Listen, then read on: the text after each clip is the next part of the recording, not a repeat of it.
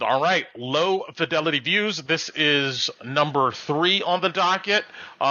We're building this ship as we go along. So I do want to say, if you listen to the prior one that we did with Stephen Purvis, a lot of good content in there. John, we talked about Luigi, but it sounds like Oh, wow. we're in like we're on ham radios. We're like doing some old school like pirate radio type of stuff because I left my compression on by mistake. So this one sounds a lot better. Okay, great. But anyway, Yeah. yes, we get your lush voice. But all right. So we're gonna pretty much dive into a bunch of stuff here around the public education system, kind of from the state level, at least the state in which we are located in, which is the great state of Georgia. You can't speak for every single state out there. I'm gonna let John introduce himself here in a second, tell us what he's about. But I do want to go ahead and say that, at least for my own sake, and probably for John's too, that we do not work with the federal government in any capacity. The things that we're going to talk about here is generally from our personal perspective. None of us claim to be experts, right, John? Like, do not run out after listening to this and go say that, hey, John said, Brent said to, no. Don't do that. Don't do that. We're from the ground view, kind of looking up, but John has an interesting perspective into things he's seen and the people he's worked with. So, John Martin, tell us what you want us to know about you. Hey, so yeah, I've been in the education space for over 20 years now. I started out, working in lab research and then realizing that teachers actually get paid more, believe it or not. I was just a technician, not no PhD or anything like that. So, I walked into a classroom. I walked up to a principal and said, "Hey, what do I need to do to get a job in science?" And it was literally like pass a couple of tests and sign a contract. And so that's how I jumped into education. And taught for 7 years, taught mostly biology, the sciences and things like that on various levels. AP was one of the things, anatomy, physiology as well, AP bio. And then most of the kids I taught were advanced bio, but also taught the run of the mill. And because I taught those advanced classes, they usually gave me the kids that had been there before. The ones that had failed other teachers. And maybe I missed it. What grade did you teach again? Oh, I'm sorry. Yeah, no, high school. High school. Gotcha. 9th through 12th. And then after that, I got my master's degree in teaching. Eventually taught for 7 years, and then I was looking for another position. Maybe support teachers, professional development, that kind of thing. And I ended up at CNN. On a TV show called Student News, which has now become the 10, I think, and working on a great team at CNN to put a TV show together every day for middle and high school kids. And right around that time, my kid was born. He started school, and I started working with the PTA because I had Fridays off. Our show, we broadcast from Sunday to Thursday so that the teachers could have the show the next day. And I literally started in the mail room, in the copy room with PTA, and I would just work copiers every Friday, making copies for teachers. And they said, "Hey, would you like to join our board?" And I'm like, "Sure." So then I became a vice president of something of the PTA at my kid's school, and of course eventually became president. And from there, I just started getting more and more involved and engaged in advocating for kids who weren't in our school, starting to advocate at the state level, and eventually became a state officer at PTA, which is where I'm at now. Now, having said that, I am the current Secretary of Georgia PTA, but most of what I'm going to talk about, again, is outside of my role of PTA. The things that I've done, the things I've advocated for are mostly through PTA, but that my views are my views. All right, not necessarily. I'll let you know if, like, hey, PTA has a position on something and whatever. I'll be pretty clear about that. But when you basically got to know when to take the hat off and put the hat on. 100%.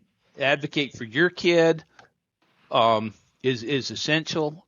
But also, if you have these opportunities to advocate for every kid, that's been really, really, really rewarding for me. And that's what I do through PTA is advocate, within the constraints of our positions and our resolutions, to advocate for kids. So that is in a nutshell my journey. I'm no longer with CNN. I'm a trainer at a software company, and so they do give me the luxury and the ability, to take time off and work with PTA and work with kids and advocating again for kids and supporting the organization as a whole. It's a great organization. It's a national organization.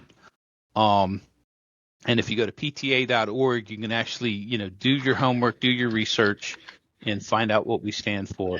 Yes, I want to say on that note that for any, and this is kind of where I want to start this conversation, is really with my personal experience being a parent.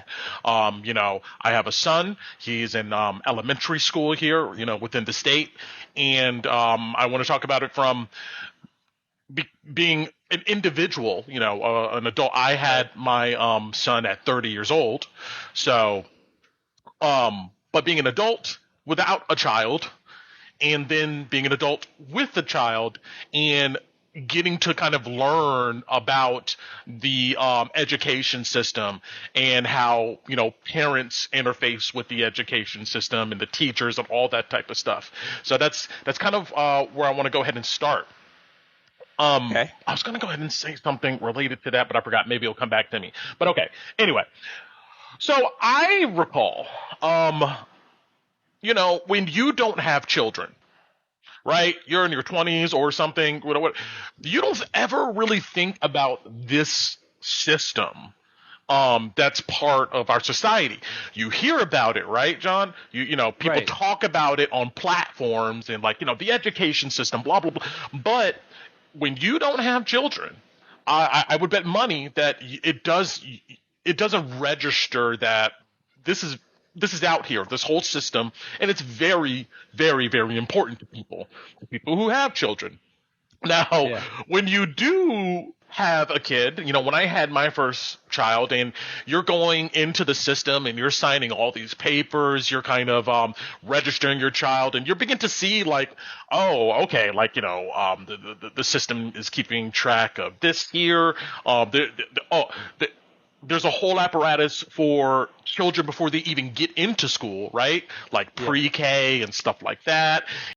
Okay, but let me backtrack for a second before we get too far in that direction. But I mean, this all ties into education, right? 100%. One of the things is you have to educate yourself, and in order to educate yourself, you have to know how to do the research. So that's what I was getting into, right? Is that when I was taking my son and bringing him slowly into the education system through pre-K into kindergarten, I had to educate myself on what is all of these different things, and why do they matter?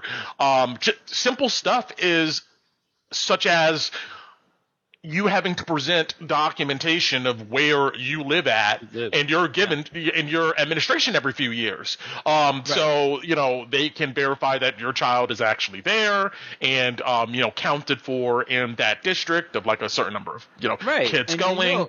And but coming into it, when you're first presented with that, and you get a call from the school, and they're like, "Hey, we need to, you need to send us. You need to give us a bill with your name on it and your address from what we have here. We need to match it up. And if you don't do it, we're gonna kick your kid out of the system. You're gonna have to go ahead and figure something else out." It's shocking as a first-time kind of parent. Now, I don't want to say it's oh my God, but it's more of wow, there's a bunch going on here, and I know why that is, though, right? Why? Educating kids is expensive. Mm-hmm. It is, okay, but Georgia doesn't, and I'm just talking about Georgia right now. Mm-hmm. When you look at how much Georgia pays into the system per pupil or whatever, it's not ranked high. We're down. It may have gotten better, but $8,000 per child. And that's the thing is that, so there are two things going on there. One is it's expensive, so the school district has to pay, but also the school district, by confirming that you're here and you are registered here or whatever, they put your number in, and they do these numbers and these counts. Yeah, so I just put it in Google. Get money. I just put it in Google, what you were talking about, like how much the state pays per student. And this is Google, guys, front page here. And, it says at least for the fiscal year of 2022, per student basis was $2,789. Now that's the state portion. Now, if you go Google up like how it's divided, you'll find that the local district is the one that puts in the most, and the federal puts in the least, which is something that will surprise a lot of people who are listening to this. If they don't know how schools are funded, they think that the federal government is the end all be all for education, and that's not true at all. It's the state has the most control over what is taught, and then the local district has the most control over how it's taught, what the methods are, and how much we're paying teachers, and how much we're putting in for all of the things that teachers need, all the things that students need. So finding that graph, if you've got one, I can probably pull one up pretty quick. Send me a link. But see, that's something there that I did not realize, that the actual district itself is in control of like how things are taught, and the county you were saying, or the state, is like what is actually taught. Right. The school district, and the school district, they're the ones that put the most money in. All right, this is one that might be useful later, but I have the graph. I need the graph. Maybe if I do images, do an image search here. And so while we're looking for this, though, what I mentioned, like, once again, this is stuff that if you're not pushed to learn this information in a certain way, as in you have a child that depends upon you, you don't ever think about any of these systems, and it's really your own due diligence to really discover how this works. And these systems are complicated, but they're robust. And what I've noticed is over time, there's certain types of people who get really interested in participating in the education system, at least from a parent's perspective, right? The PTA organizations in which you've been a part of, is that I have several friends who've kind of dived into this and do good work in helping kids get represented in the way that they should. Because I can tell you this much, that I don't know what the percentage is, John, maybe off the top of your head, or something close about it. Yeah. What would you guess is the percent of parents in maybe a given district participating in like the PTA? Would you say maybe 1 in 3 parents, or 1 in 4, 1 in 10? I'll give you the reality of it is it's going to depend. Yeah. Everything in education in Georgia, and this is not going to be a shocker, is dependent on zip code, economics, and race. Everything related to education. Just you can't hit. I can't think of a topic where those things didn't come up. Mm-hmm. And a lot of times when they don't come up, it's because we're actively not bringing them up, and it's still about race and class mostly. And that, and a lot of that relates to, we call it like zip code, the greatest determiner of how successful a student will be is zip code, where he lives, because that's where we do the funding, just like local control. So, Fulton County puts so much money into a kid, and when you look at rural Georgia, mm-hmm. There's just no, there's no comparison. And where do I put a link? I'm trying to figure that out. If I can, I have 2 links for you that we can talk about. But how do I just click on? You just go to the general panel in Discord. Yeah, you can just drop it into that message box at the bottom.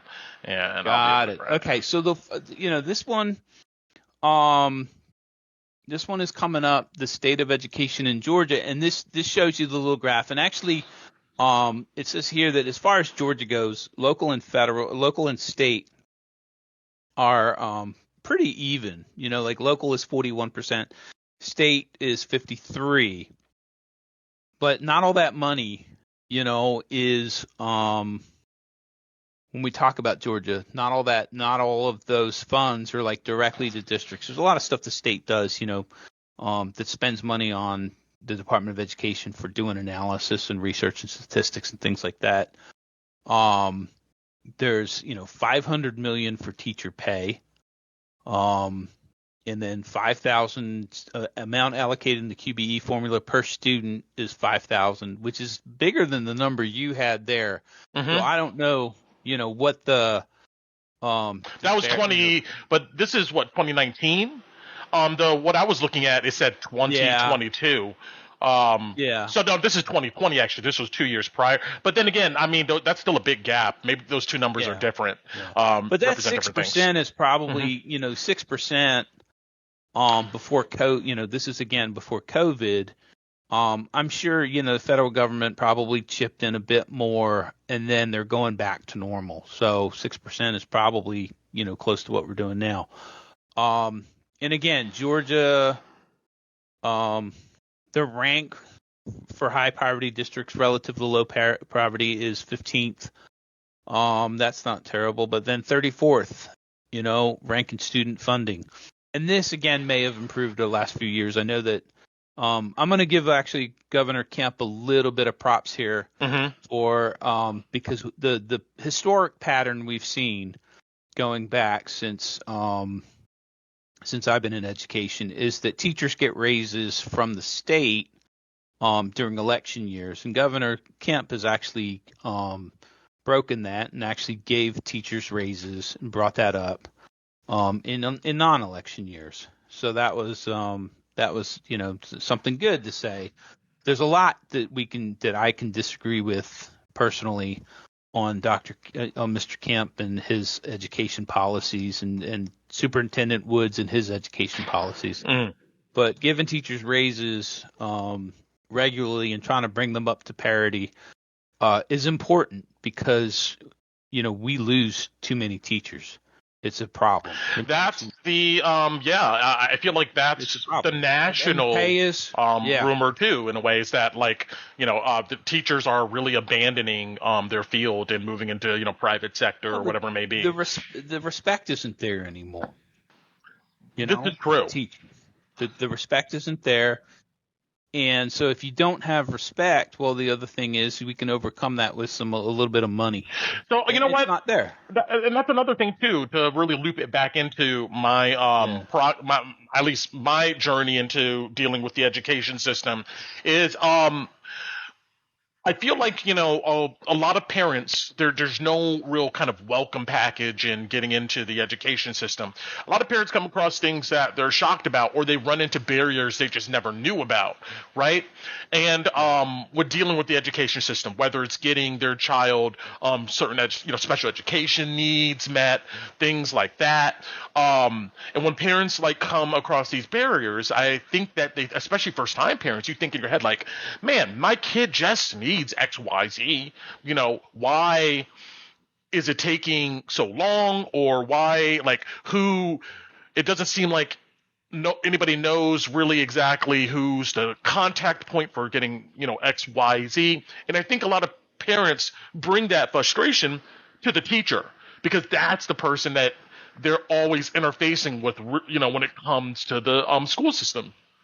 But honestly, if you look at, school board policies and things like that, starting with the teacher is not a bad way to go, because most policies will say, if you have a grievance with the school system, start with the teacher, and then move your way up. And a lot of times, I know a lot of school board members, and one of their frustrations I've seen, in meetings and things with them, is that a parent will bring up a teacher problem. Like, my kid has a problem with this teacher, with the way they graded a test.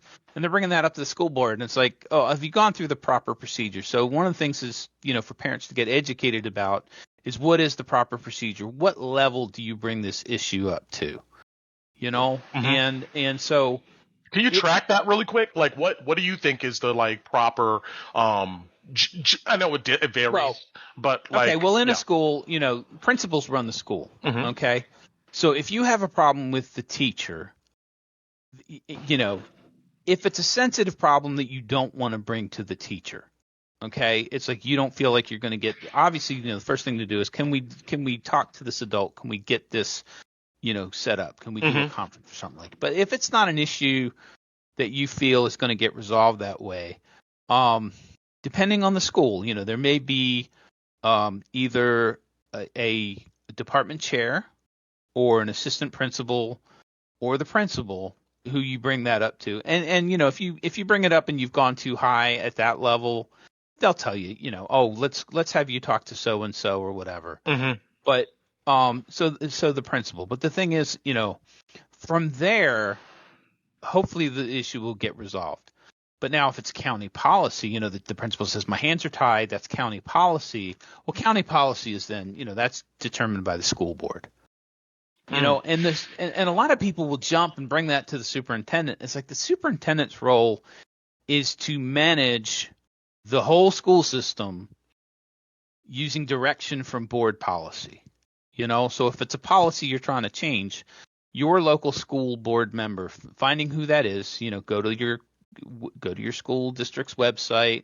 There's going to be maps, who they are, find that person. They, most of them are responsive. If you email them, contact them, you should get some sort of response. You may not get the response you want, but before you do that, the thing that I tell parents all the time is educate yourself. Go find out what the issue is and do that part first. Do your homework, because otherwise you're going to walk into that school system. You're not going to get the answer you want. You don't know. You're going to get frustrated, and then you're going to want to take it out on someone. And the first person generally that it gets taken out on is, the teacher. It's like teachers are in this unique role where I feel like maybe sometimes some parents like mandate the teacher to know all of these different systems, who exactly to go to, who exactly to talk. It's like the teacher not only has to be an expert in, their field of teaching, certain children, but they also like have to know the systems behind, the education system. Yeah. And I could totally get how maybe a teacher may not be familiar with that. Like, what's interesting to me is all of my son's teachers, when he started a grade, they either left the school after he was done, or they were coming into the school, and it was like, they were new. Like, all of his teachers were either just leaving the school or they were brand new to the system. It's like I ran across few teachers that could say, I've been working at this school for like the past 10 years. Most teachers, Yeah. Well, that's a shame, because that was, and your kid and my kid, same school district, although my kid's obviously quite a bit older than you. He's graduated. But the school that he started with, most of those teachers had been there a while. There were a lot of, good new teachers too. But there were also some experience, and there's always going to be turnover for whatever reason. True. Like, but the point I wanted to bring up though is that, like, if you're new coming into a school, it must take you a minute to like understand the administrative pathways. Oh, sure. And but parents don't think about that. They come in like, why isn't my kid like? And I can see a new teacher be like, well, I just got here. Let me try to figure out like how this district is working. But let's talk a little bit about what's driving this retention problem. And there's two things I see here, and one is, we're losing teachers to other professions because they pay more. That's one. Because of the pay and the working conditions and all that, we're losing teachers. We know that. Superintendents know that. Principals know that. It's not necessarily something they can control either, because of the constraints are being put upon them by everybody. It just trickles. We want to talk about something that trickles down. This stuff trickles down, and it comes down to the teacher, especially now in this information age, data-driven age, where we're looking at individual teacher data and the teachers feel a lot of pressure on their kids to perform, well on tests and all this stuff. And, it's less about how well-rounded is the child and more about can he score 90% on a test once in the school year.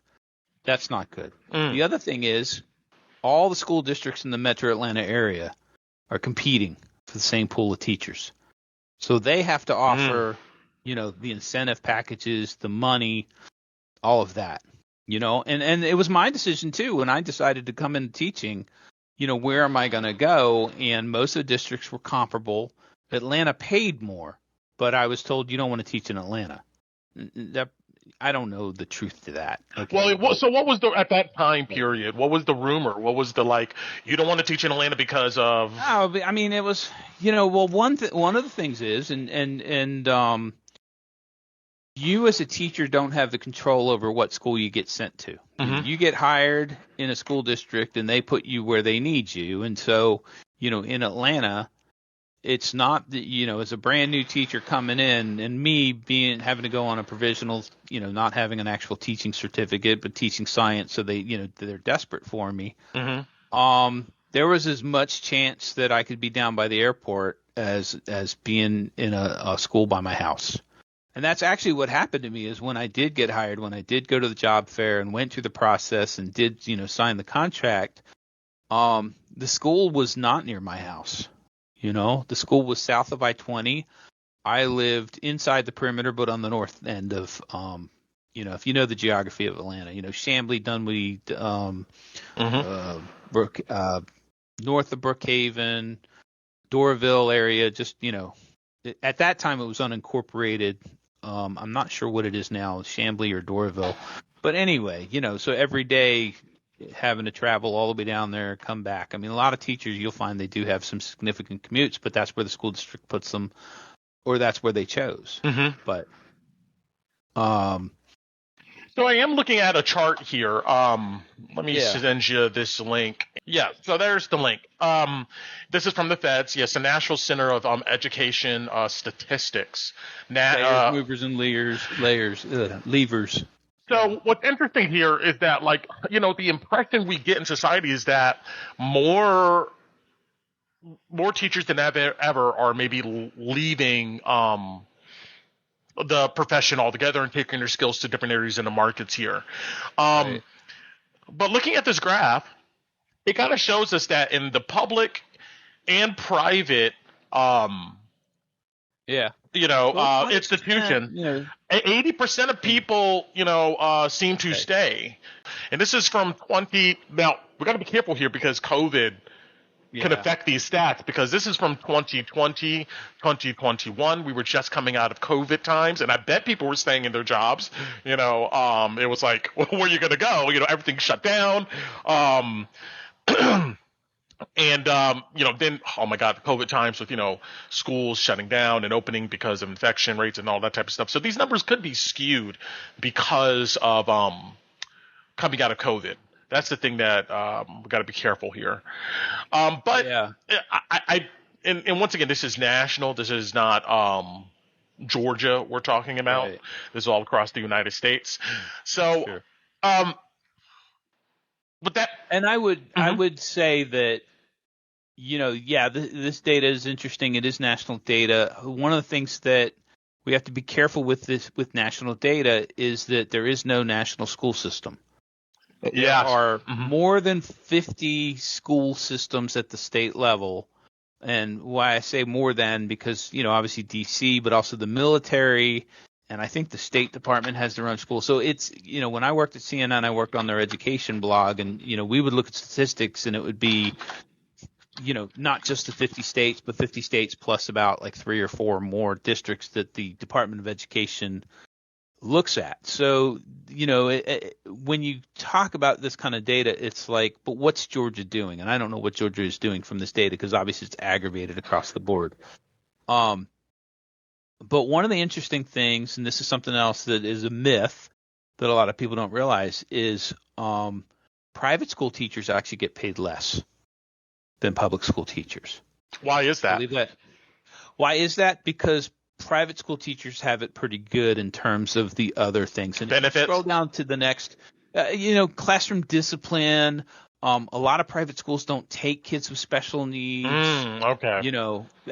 There's, and since parents are paying, you're also going to have some schools, many, in some of the ones that we know in the Atlanta metro area, you already know, the one of the myths is that most of them are affluent, but that's the stereotypical thing you think about in your head. But there are, those kind of factors. So if you look at why private teachers leave, salary and other benefits is the highest. And if you look at public school teachers, salary is one of the lowest. Teachers don't teach for the money. Yeah. They don't, and so personal life factors is big, but let's look at assignment and school and classroom factors and school factors. When you add those two together, you get 42% or either, the assignment or classroom factor or some factor at the school. And that is, pressure, things like I talked about before about data. I know teachers who, their kids took a test. It was a state mandated test, used to be the CRCT. I'm not exactly up on exactly what test they're mandating now, but the teacher would be called into the principal's office if their classroom scored lower than what they expected. Okay, so here's another data point. This is from Georgia. Yeah. And I'll drop this link to you too here. So what page? Okay, so if we go down to in the PDF here, page 3, teacher retention and mobility is the section I'm looking at here, right? At the state level, 91.9% of teachers from the 2019-2020 school year, remember that's COVID times, returned for the 2020-2021 school year, 91%. So this is actually, I would say, comparatively above I see the that. national average. Sure. But once again, though, I feel like COVID it must have impacted these numbers dramatically. Oh, yeah, definitely. And with the state of Georgia, if you want to look at the second link I sent you, you can see the I think it's the State of Education Funding 2023 by Stephen Owens, who I know personally from Georgia Budget and Policy Institute. All right, we're looking at that website here, and he's not with them any longer, but he's the kind of guy that does tremendous or was doing a tremendous amount of actual research and statistics and data, and he has, I think it's that one or maybe it's the other one. Thank you, Steve Owens, for your work. Mm-hmm. Yeah, the graph. Halfway through, look at the state. All right. Got the it. map below shows the distribution of students in poverty by district. See that? Yeah. So even when we talk about that data about teacher retention, you can imagine this poverty level is going to have an impact on that. 100%. Yeah. And where's the population center? The population center is all Metro Atlanta. Yep. And, you can see poverty rates 20% for the northern counties, and then 20 to 35 for Atlanta and DeKalb, or is that DeKalb down there? DeKalb may be a little higher, 36 to 50. Yeah, that would be DeKalb. Atlanta School District is right there. It actually, North and South Fulton are both at 21 to 35%, and Atlanta is the third school district within Fulton County, and that's a little higher. Is that 51%? Look at this red county. What county? I know. Here, 81% It must be really low population down there. I want to say that's Columbus, but no way. That can't be. Look, me as an alumni of Columbus State University. Hold on. Don't do that. Okay.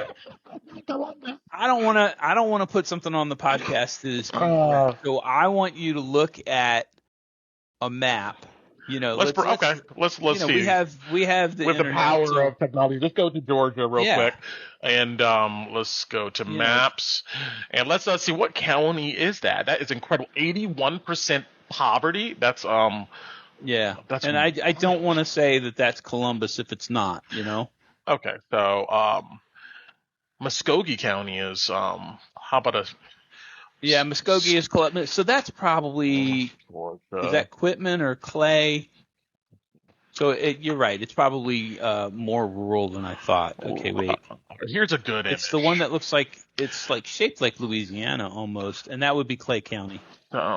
Fort Ames. Do you see that? Yeah, that is Clay County. Yes, it is. Yeah. So, oh my God, I'm pretty sure that has to be like really rural land. There's like 100 people that live there, and there's like 4 kids, and those, and that's about it. So right, and there's but that whole area, you can see the counties around it are mostly in the uppers from 50% poverty and above.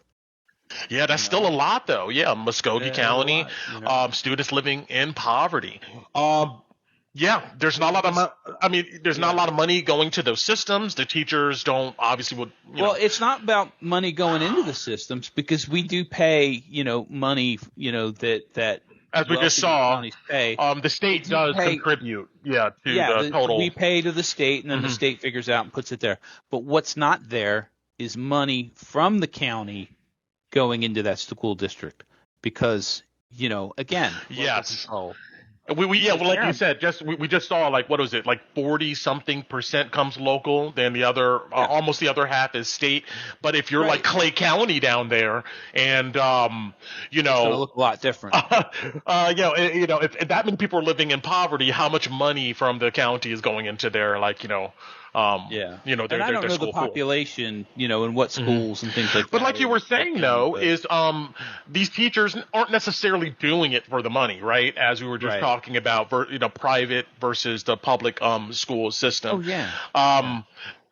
But you did say something before that teachers feel, you from your perspective, feel like there's a loss of respect in the profession, and that may be driving some of people to leave. So when you say respect, what do you mean by that? Well, there's a lot going on in the education world where, even at the school board level, where they're seeing people come in, and we've seen this, wearing signs like no DEI. And things like that. That's just one layer of respect that we see, disrespect for the education system as a whole, where they don't understand the mission. The mission is to improve the lives of all these children. And that, almost requires looking at diversity and looking at every child and where they're coming from, and not just teaching every child the same. The problem is, there's too many kids. Yeah. There's too many kids, not enough teachers. When the classroom sizes go way up, the kids, the teachers suffer and the kids suffer. And one of the things I'll say is that when teachers get too much pressure on them, they start thinking about themselves. They have to. And when life is, better for teachers, and, teachers as a whole do, as we saw in that chart about, teachers staying even though the money's not that great. But when they don't have all those pressures on them, they can focus more on the kids. And 100%. I've seen this where, the testing gets so, it becomes so important to the administration that teachers get fearful for their jobs. I was a substitute teacher at a middle school for a little bit, and that was the conversation because the superintendent that we had back then, and this is Fulton County, was very data driven, and so every test you gave, became a mark, something that was going to be used against you is what the fear was. But I was more of an outsider looking in and had done, again, I was a researcher on for an education blog and things like that. I didn't think that these teachers' jobs were in peril at all. But again, I was just, in between jobs doing long-term substitute. Because who are they going to hire? There's no massive teacher pool. Could it also be too that you're talking about this time period you witnessed? Like, what years are we talking about? Like, what time are we talking about? About 10 years ago. Okay, so about 10 years 10 ago. Okay. But I started seeing it, and starting seeing it as a teacher, which is when No Child Left Behind came out. And let me tell you the good and the bad about No Child Left Behind. Before you let me go there. I just want to bring up this because we hear No Child Left Behind. We have an idea of what it is, but I don't think many people really know what that is. No Child Left Behind. Go ahead and give us a brief summary of what it is. The education system, the federal education system, has been around since a long time. I don't even know when it started, but I do know that the education department that we have started in 1980. We can talk about that later. And then senators, particularly Senator Ed Kennedy, who has been long past, but he was known as the Lion of the Senate, a Democrat, and many people across the board. This is a bipartisan effort. And it became something important to the president at the time, George W. Bush. And the intentions were good.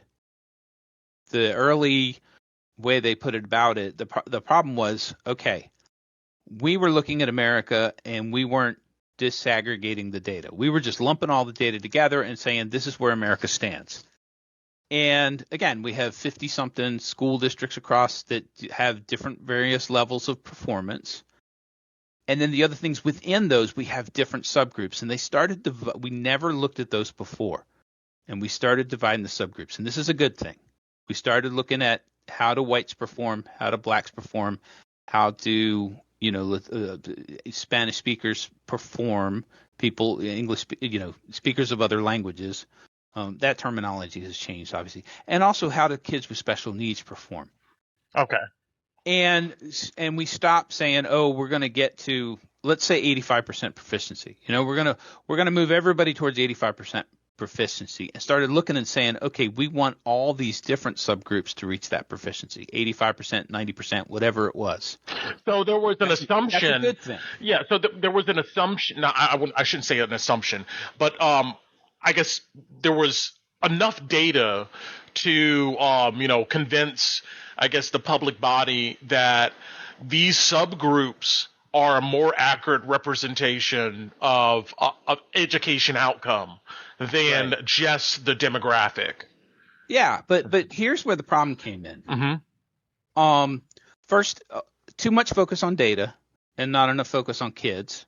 Individual kids, they may struggle or whatever, but their strengths may be outside of the education arena. We're not testing kids for their musical ability or their ability to stand in front of a camera, but we know that being an actor or a musician is, movies and video games and those kind of things in the entertainment industry makes a, huge impact on our economy, probably more than manufacturing today. Interesting point. That's we're true. Still, yeah. We're still trying to make sure that every kid, it's the space race. We're trying to make sure that every kid could be an engineer if they want to be. Right? Yeah, we agree, and that's not necessarily bad. No, yeah, but we have a qualified pool of engineers, but not every kid wants to do that. Sure, but we agree that there is some type of, we can define like the foundation of what is needed in education, right? For all children to be able to, if they want to, specialize in these fields. There's an agreed upon set of core standards needed for any kid to, I guess, go into these places. But yeah, we're not trying to, in our education system, we're not trying to account for all possibilities, right? Like, right. Mm-hmm. But the thing is that we focus, if we focus on math and reading, then okay. But the people started wanting to say, oh, well, social studies is important, science is important, all of these things. And nobody said music is important. Mm-hmm. Nobody says business classes, being able to entrepreneurship, people aren't. We're not measuring those things. We're not measuring what kids want to do. We're measuring these core subjects. Mm-hmm. And I mean, reading is essential. I mean, obviously, and I really do feel like we need to track reading, all through, and make sure that every kid can read. I mean, that's and honestly, beyond that, what Let me does ask. the kid want to do? We stopped asking that question. What does the kid want to do? That is true. We don't ask the child, but well, let me dive a little deeper here. What do you think is the purpose of public education? Like, what is its goal? The benefit, it started, honestly, there's a couple of thrusts, but it started as a benefit to society, to the American society, but also, to the government. And when you look at the government, what's the government priority? And this will be, a little controversial, but the military. The IQ test, for example, famously, was it was designed by a bunch of French people to decide, where do we put these soldiers in World War I? Where, when you get somebody, if you think that intelligence is just a natural ability at all levels of society, it doesn't matter how much money your parents made or whatever, that you could have poor people who are brilliant, strategy, Well, let me throw a caveat in here. Then. Do you believe that our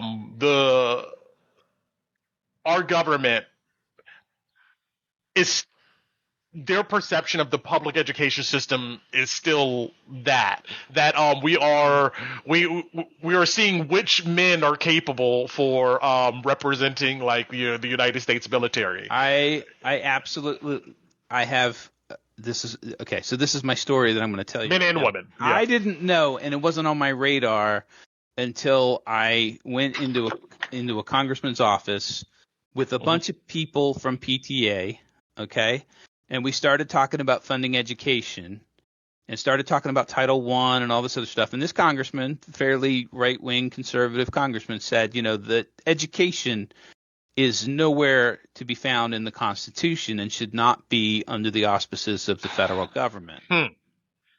And one of the people I was with was a former national PTA president, and also a former military officer in the Army. And he was an advisor to several presidents. And of course, this is a national figure. And okay. He said, listen, here's the deal. We need to do this for the children because the military currently can't, most children coming out of high school are not actually eligible for the military for various reasons.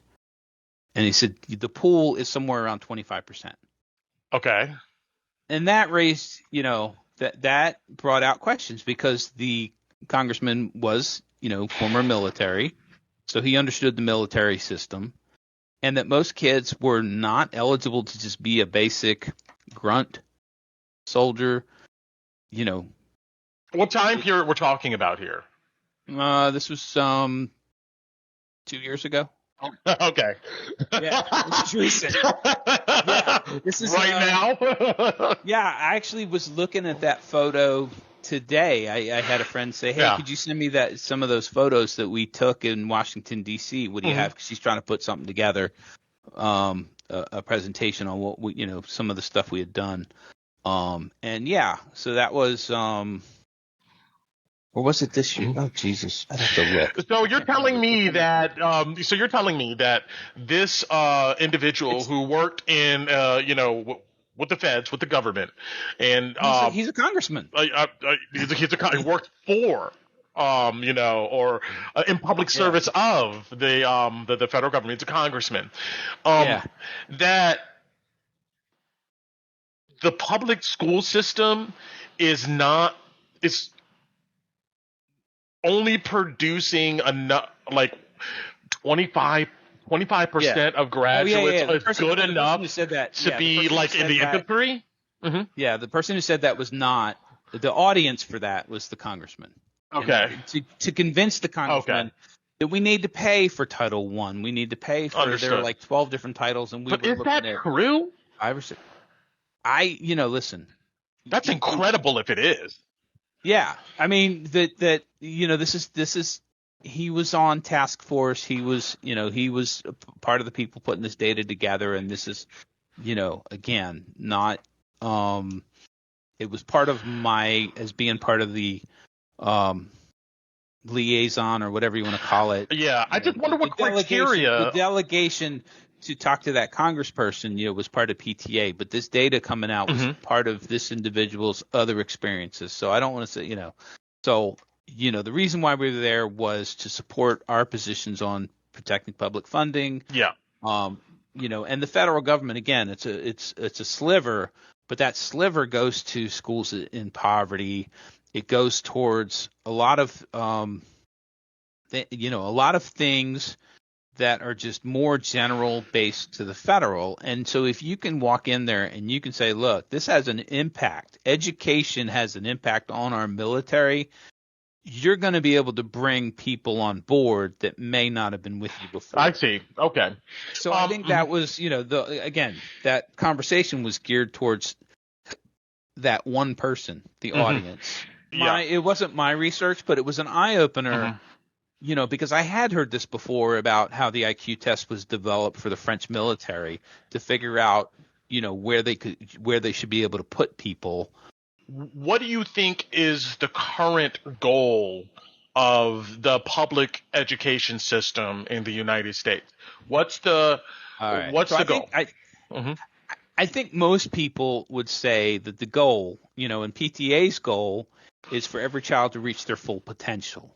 And I think when people talk about that, that is very similar to the goal that most of us think about the education system, is that we want kids to have good jobs, good lives. Okay. The ability to afford the things that we have been able to afford in the past, to at least make, a middle class lifestyle to where you can afford a home, a car, and stuff. But as you can see, a lot of that is out of the control of the education system now. I don't know who can afford a house anymore. But do you believe that the federal government, the federal position, position on the matter? The federal government's role, right? The Department of Education's role is mischaracterized by a lot of people. So that is the goal of the public education system as a whole, and that's those are the tasks given to the states. Okay. The federal government's role is honestly mostly in the Department of Education to handle the student loan program. And when you say that, people go, "Are you kidding me?" And I'm like, "No, go look at the Department of Education breakdown on their budget. The biggest portion of their budget, federal department now, right? Not state." Okay, but wait a second. All right. I want to back up to before we divvy out, who is doing what under, the goal of the public education system, before we get into their roles. So you say that the goal is for children to receive an education that will allow them to live good lives in some capacities, lives above the poverty line. But okay, but is that the public education? If I go to the public, the Department of Education's website and I read their goal, is that their goal? Because I'm going to give it to you right now. I'm going to send you that link, and I want you to go down to the chart that says Department of Education by subcomponent for fiscal year 2024. Okay, I want you to go there, and this is where they spend their money, and where they spend their money tells you what their goals are. And tell me what is the biggest, by far, what is the biggest office that gets the most money. Okay, so what I first see here, it says ED's mission is to promote student achievement and preparation for global competitiveness. Sure. By That's important. Yeah. By fostering educational excellence and ensuring equal access. Okay. I would say that is a big goal for America as a whole, is to compete in the global environment, global economy, all that. No, absolutely. And also to compete militarily if we needed to, right? To produce soldiers who can do the job that we need. Because competitive is an interesting word to use to me. It's like here in the stated mission is that we're preparing children to be globally competitive, not just globally more educated and aware, not necessarily moral or good people, not necessarily not to further the talents of children. No, none of that is the point. America can compete. Yes. America competes on the global stage to, number one, economically. Yeah. Number two, diplomatically, to get our way. And number three is militarily. Okay. Okay. Yes. To use our strength, in military and diplomatic and also economic, to make other countries have decisions that benefit us. Okay. Not that they can't benefit, but you know what I mean, Yeah. So well, let me ask you this. Wars and all that, and money and tariffs and all these conversations that we're having right now because we have a new administration come in. This is where a lot of that's coming from. Okay, so let me ask you this. Let me ask you this. Global competitiveness. Do you think that this stated mission trickles down to the federal government as the actual instrument doing it, to the state level, to the local level? Do you think that this mission has made its way down to those levels and it's reflective in what we see in education? Do you think this is reflective? I think because when we look at the federal government, what do they do and these things, and I do think that it's probably detached, but you can see, you can see a kid, right? Going to college, okay, and trying to pick from all of the things that are offered to him. And what does he do? He gets a student loan, okay? And that's what I wanted you to see is, these student loans, if we look at them as an investment in this kid so that he can become a global leader in business in whatever field he's in, so that America can compete. Does that make sense? Yeah, that makes sense. We're going to be creating a group of we're going to be developing these students into the professionals who can then go out into the global market and form trade alliances with Japan, Britain, Europe, considering Europe as one big entity now, all of those different places around the world. Vietnam, which used to be our enemy, is now a major player economically against China.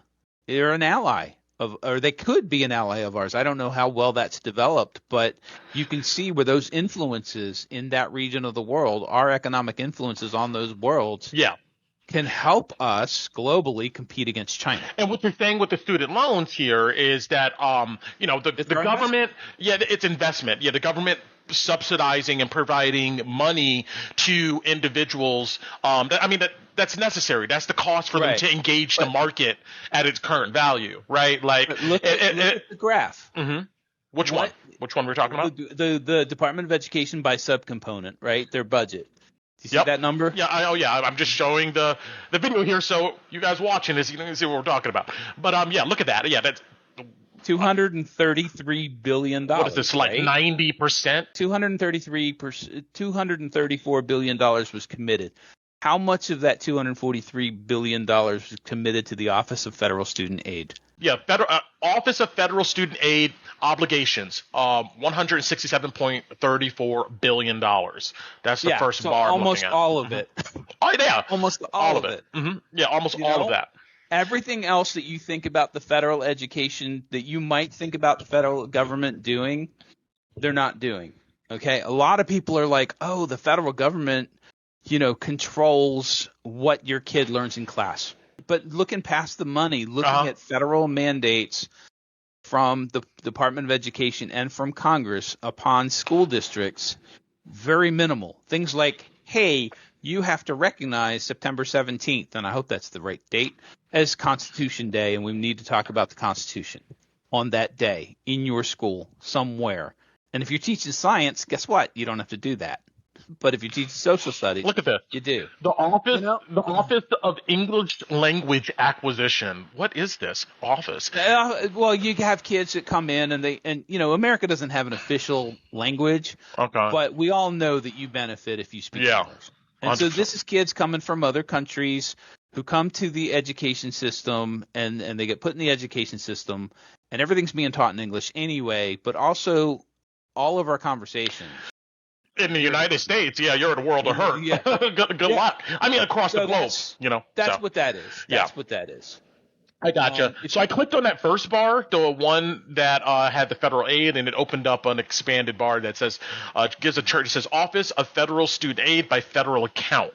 And so, Federal Direct Student Loan. This is all post, like, public education, too, right? We're talking about, we're talking about 18-year-olds who've graduated and looking to get into, That's another thing is that the majority, and we're talking about, I don't know the math. I mean, I could do the math. I am a product of the American education system, so I can do the math. But what is $167 billion out of the 223 is a majority of the federal government is being used for kids who have already graduated. Most of your child's education, most of the money is coming from the state. Let's go ahead and zoom out then here. I think this is a good point to zoom out and now that we've kind of established, I hope we beat this into the ground that the reality of the situation is your state is controlling the education system. Now we're in this political environment where we have a new administration coming in that ran on the idea of abolishing the public education system, getting rid of the Department of Education. They look to, at least for now, to put in Vince McMahon's ex-wife, I can't remember her name. That's who I know her. Linda McMahon, as the cabinet pick for the Department of Education. What is the Trump's administration's stated goal for public education?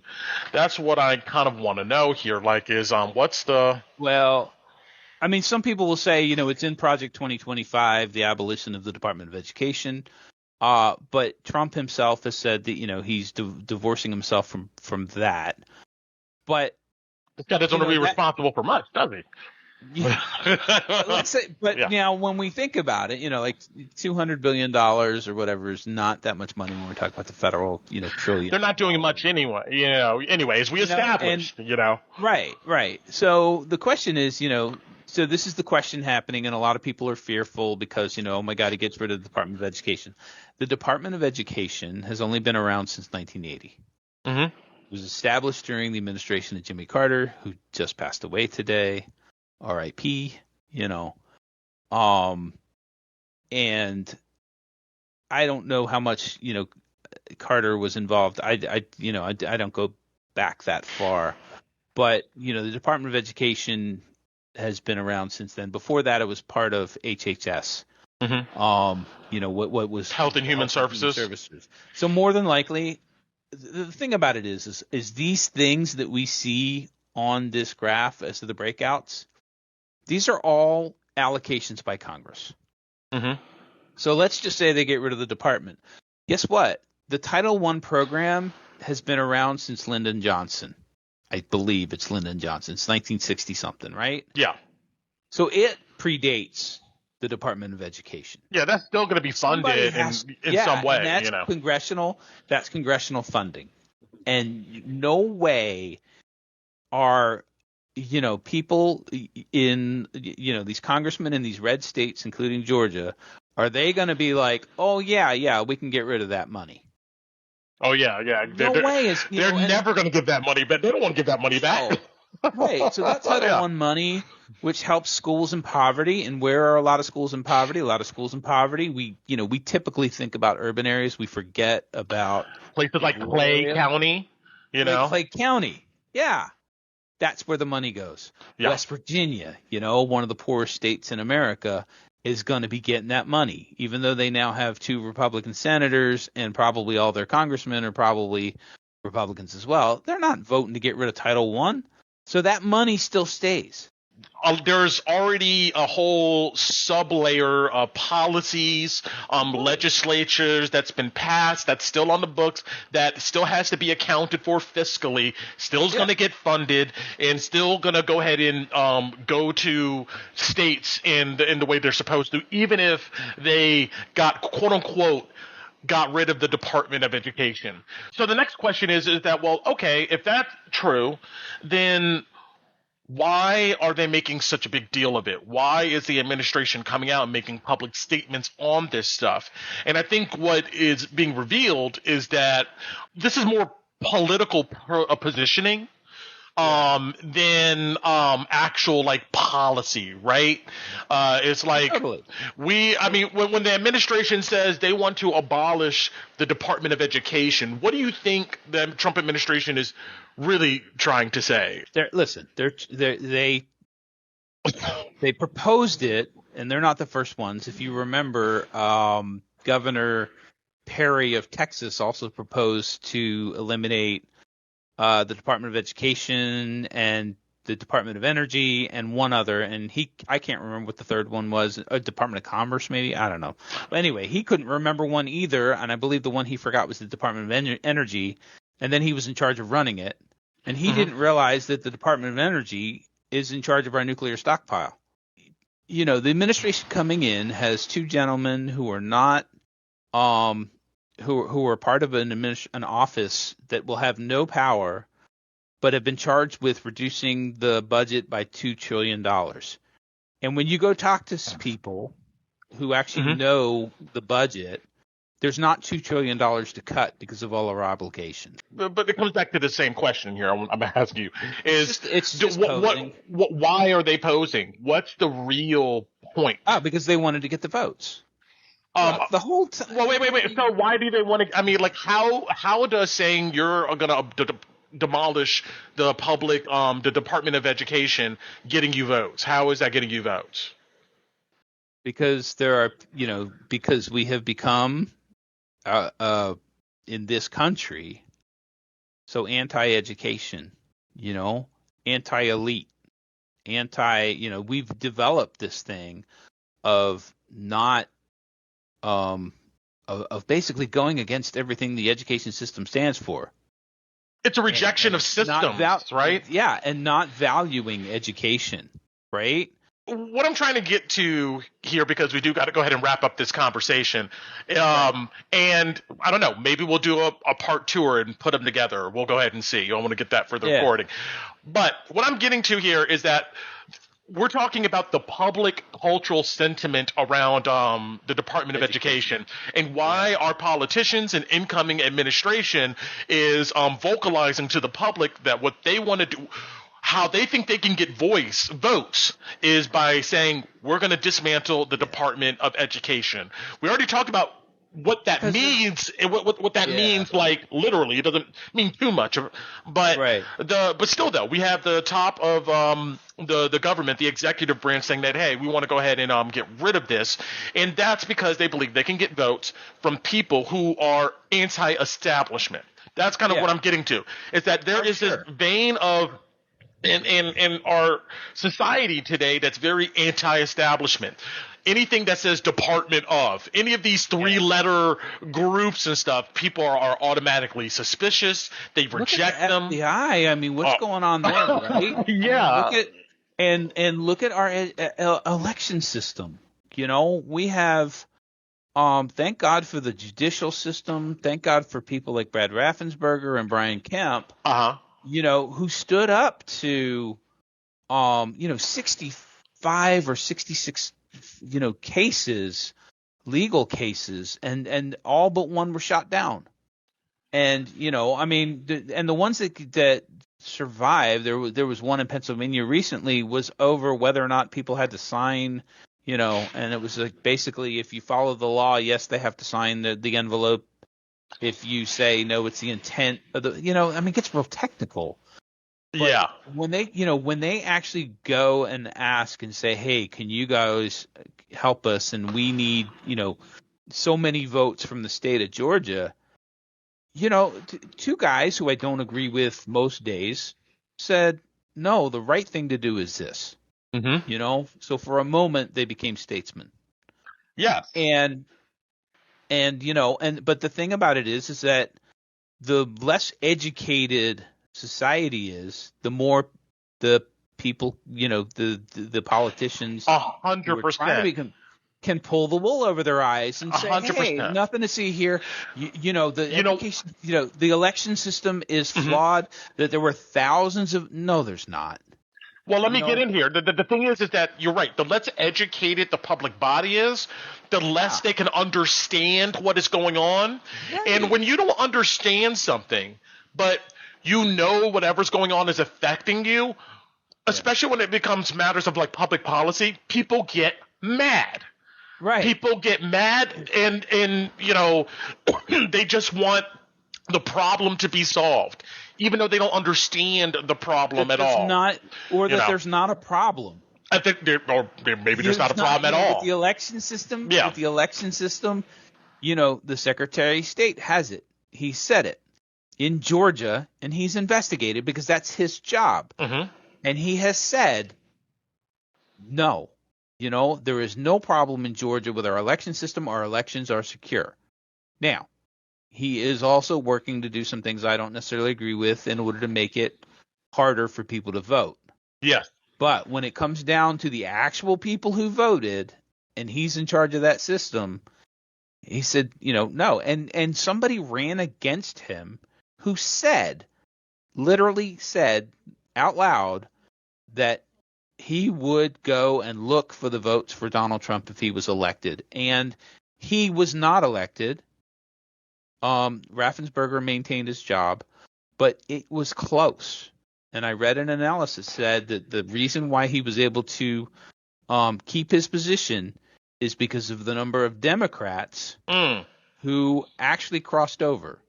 And I just do want to say that PTA is a nonpartisan organization, and we don't choose sides in Democrats or Republicans. And you have heard me say on here praising certain Republicans about their efforts and also blasting them for others. So, I'm being as nonpartisan. I just go for the facts, Mm-hmm. And that, understood. That enough Democrats voted to basically keep this guy that was trying to get Trump the votes, keep him out of office because, it's just tragic to see people. Honesty, integrity still matter. It still matter, but it's a travesty, and this bleeds over into the public to our education systems, and you have now citizens who are uninformed or misinformed about how the public education system works. They think that the EOD is somehow has some bureaucracy that tells your public school what books they should and shouldn't read, or what bathrooms and stuff to use, when it's not that way at all. But you have uneducated people out here, or miseducated people, who now believe this stuff and show up to PTA meetings fuming about something that they don't understand. And unfortunately, it seems like we're in a cycle where we're trying to destroy these things that we don't understand, and they become even more of a mystery, right? It's like, what do we do? What do we do here at this point? What is your opinion, John? As a citizen, you have people being misinformed and uninformed now actively trying to engage their public school system in a political way, and it can damage outcomes, teaching outcomes. What do we do? The biggest danger is when those people get elected. Because what happens is they start with showing up at the board meetings and stirring up this stuff. Like, we don't want diversity in our education system. And that's just one example of what they're looking for. Or we want to ban these books. And as long as they're just talking in a public meeting, and the people who are actually in charge, these school board members and the superintendent and the people who are all, good faith working in the school system, say, okay, you've had your piece, you've said that out loud, but we're not doing that.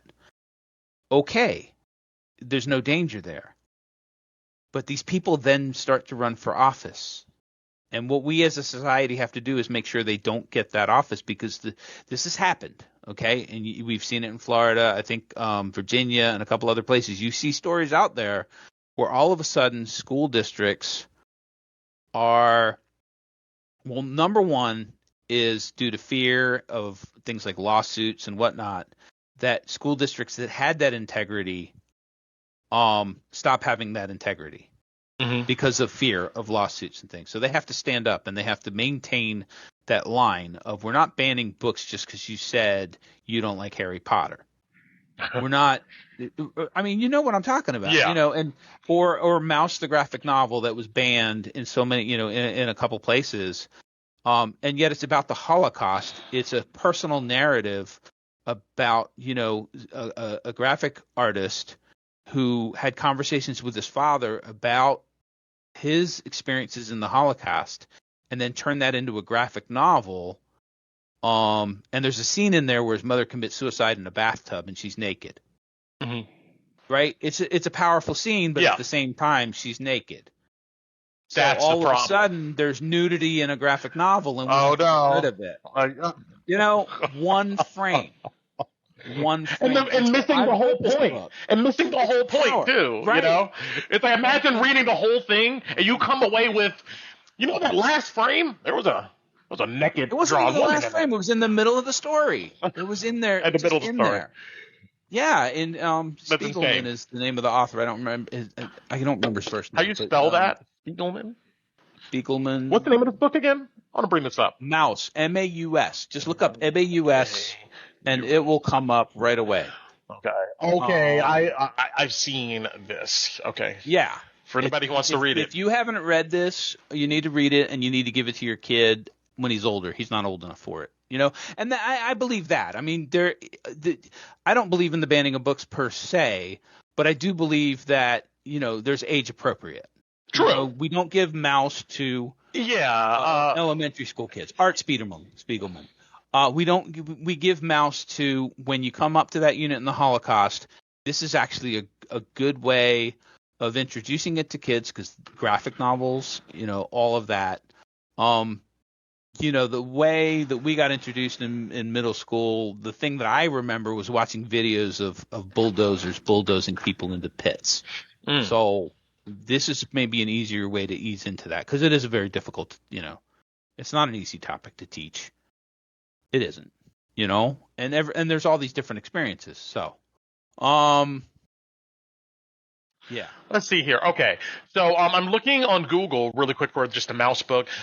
Texas School District agrees to remove Anne Frank's diary, Mouse, The Fixer, and 670 other books after right-wing groups complaint. And this happened June of this year. Yes. That's incredible. Yes. It happened it happened in a school district somewhere, and in I want to say Florida, but it doesn't matter where it happened. The local bookstore, all of a sudden got donations from everywhere. It was one of these viral things that happened, and there was a local bookstore that says, "Okay, fine, you don't want to have it in school. We're going to give the kids the book," and people all of a sudden started donating the comic book, and I believe I may have spent some money for this campaign, just to be transparent. And people, they bought this book for this. I thought it was a bookstore, to give to these kids so that they had access to the book.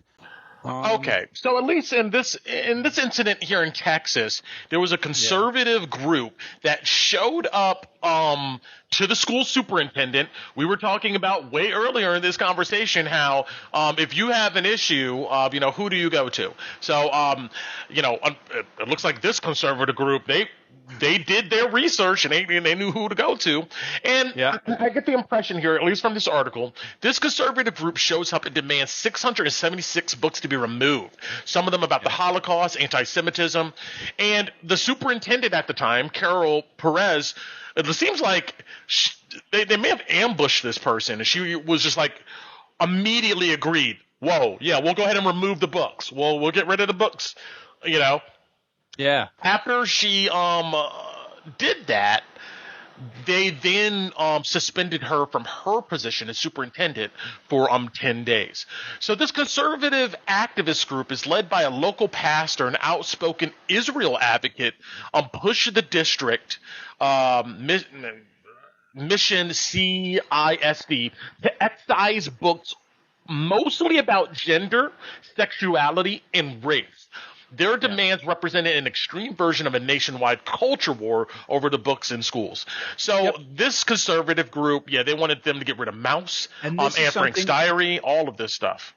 When I was talking to, the superintendent here in Fulton County, this is one of the things, hey, how can we support you? This is one of the things that he brought up as a concern to him is the anti-woke agenda, that we're banning, the banning of books and also, but the banning of certain types of teaching and methodologies and stuff. So again, how do we fight it? You fight it one of two ways: is that you hold your school board members accountable to maintain their integrity, to fight against this, and to vote. Because the people who did this were school board members. Yes, a group comes and says, oh, we need to ban 600-something books. Okay, so it sounds like the principal or the superintendent caved, and then the school board said, nope.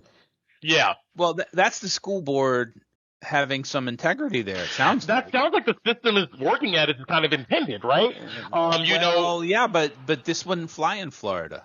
Because of the way they made the laws. And so it's even up to the legislature to make sure that we have the proper people in.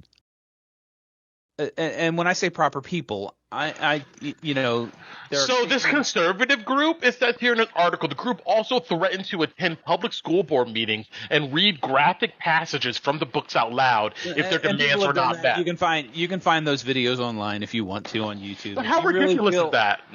Well, they've done it. You go online and you can see those videos. I've seen them. They're not pretty, but people will read graphic passages out of those things trying to ban those books. And again, it ain't stuff that kids in high school haven't heard. Right? Right? We are supposed to be preparing these children so that one day they graduate and walk across the stage and become full-time members of society. They need to have as much information as they can. I'm not saying, hey, we found this in the elementary school library and we think that's inappropriate. Then go to the librarian or whatever processor is to make sure it's not in the elementary school library, but it needs to have access in the it needs to be in the middle school library in terms of Mouse. Okay, in terms of other books, it may be that's too maybe some of the Judy Blume books. It's been forever since I read a Judy Blume. It's incredible. Maybe those are probably middle school too. But maybe there is. I think there. Greg Abbott says if a book cannot be read out loud at a school board meeting in Texas, then there's no reason, no conceivable reason why Texas children should be able to read it at all. Hey, that's incredible. I'm gonna have to run, but I will say this, okay? Just on a parting note, that I was given the assignment, health class, senior year, to talk about, to basically write a paper, and again, it's health class, it's not, wasn't strenuous assignment here, but to write a paper either advocating for or against prostitution. And, all right, so this is, slightly weird, but continue. and I was an advanced student, so I did, research and a bibliography and the whole 9 yards. Mm-hmm. And one of my sources for my paper, and of course I went above and beyond. It was just a health paper. I didn't need to do all that. One of my sources was an article that was in Playboy. Senior year. Okay. Okay? So hey, if you're a senior, you should be able to read an article from Playboy and put it. Nobody said a thing. But could you imagine today? Oh my God! Yes. Right? The moral panic people have today. It's like, oh my gosh! Oh my God! There were naked women in that book. Yes, they were. Anyway. All right. I don't even remember the rest of the magazine, but I do remember there was an article about prostitution. It's the appropriate source too. Wouldn't Playboy authors and critics be definitely having opinions on prostitution? Well, not only that, but Playboy Magazine back in the day was known for their interviews. Yeah, they had hard-hitting. Somebody who went and did an interview with Playboy Magazine. Who? Trump.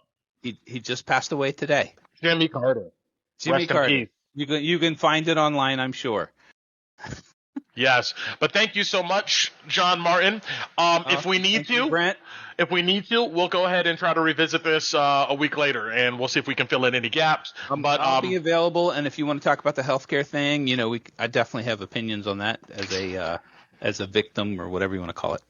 Sounds good. All right, we're out. All right, talk to you later. Talk to you later.